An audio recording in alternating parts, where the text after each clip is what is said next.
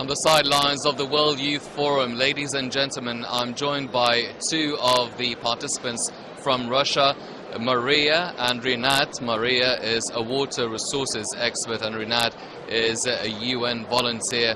First off, thank you very much for joining us and welcome to Egypt.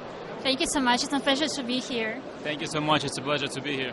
Okay, first off, I want to ask you about the forum itself, about the organization of it. How is it for you?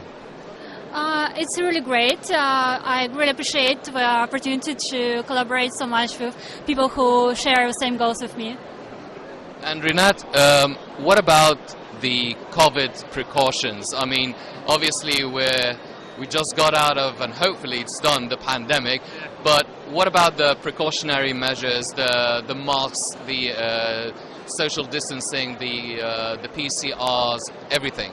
Sure, it's 100% used. We are really cautious about it, so we use masks first of all. Every day we test for the PCR test. Also, we were required to have a vaccination first, and then when we arrive to the Tour Championship, we were required to have the PCR test as well. And all the time we try to keep the social distancing. Although it's hard here, but we try to do that. We try to wear masks, and I think it's a great the measures, and we try to keep them. So, yeah. Maria, now, Egypt took part in the COP26 that took place in Glasgow, and it will be hosting the COP27 this year. And you're a water resources expert and also on climate change.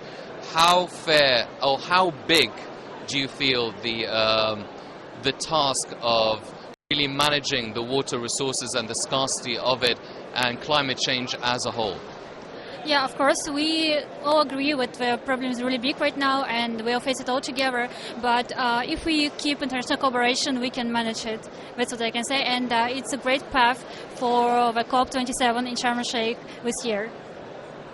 Rinat, now, Egypt has its own vision regarding the UN Sustainable Development Goals that should be achieved by 2030. Now, the 15 goals set by the UN.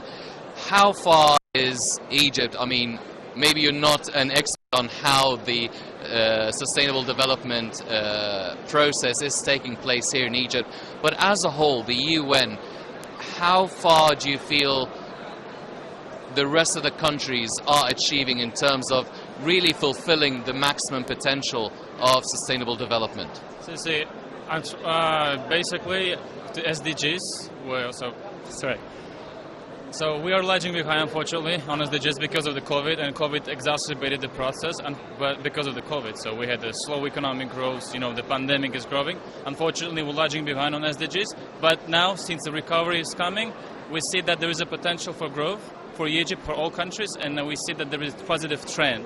As long as we have the investment, as long as we have the partnerships building, as long as we have support from other countries, from the international organization, I think we are getting to the level that we were, that we aimed for. Unfortunately, yes, the COVID exacerbated the process, the progress, but now I feel, and I see based on the progress, based on the reports, we're actually making a huge progress. So. Maria, what sort of sessions are you really looking forward to attending here in the forum? So far, I have already attended the water policy workshop, and I'm looking forward for climate change session to discuss the issues all together. What about you, Rinat? Food security, for sure, water sanitation, because it's a basic human right for me and for all people, of course, especially in Africa, and also education and economic growth. Education is a big part of me. I've been trained a lot on education, and I think the education is a key to achieve the prosperity, to achieve the economic growth and everything.